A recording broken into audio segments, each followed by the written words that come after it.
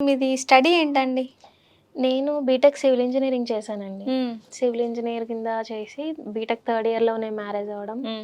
మా husband relatives అనమాట. Okay. So, ఆ మ్యారేజ్ అవ్వగానే ఇంకా వాళ్ళ కంపెనీలోనే ఆయన సివిల్ ఇంజినీరే. హ్మ్.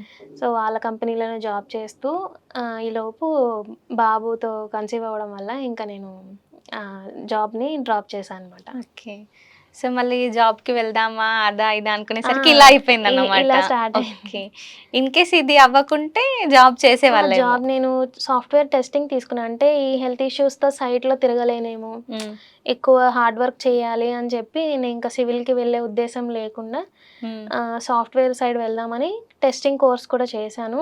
ఓకే. అందులో కూడా అంత పర్ఫెక్ట్‌గా నేర్చుకున్నాను. హ్మ్. ఈలోపు సమ్మర్ హాలిడేస్‌లో బాబుని చూసుకోవడానికి ఇంట్లో ఎవరు లేరు కదా! హ్మ్. ఈ సమ్మర్ హాలిడేస్ అయ్యాక తను స్కూల్‌కెళ్ళే టైంలో నేను జాబ్ సెర్చ్ చేసుకుందాము హ్మ్. అనుకున్నా.